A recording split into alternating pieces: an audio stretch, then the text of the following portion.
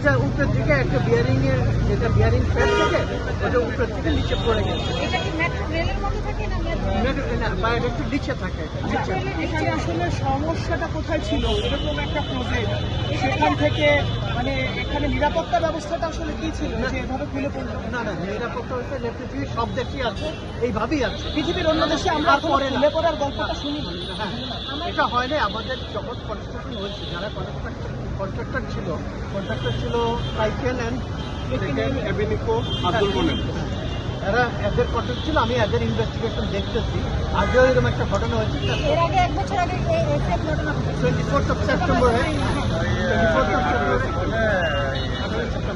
18 September বলেন যে reporter 430 number. আমরা ওইটা ইনভেস্টিগেশন দেখাচ্ছি, এগুলি সব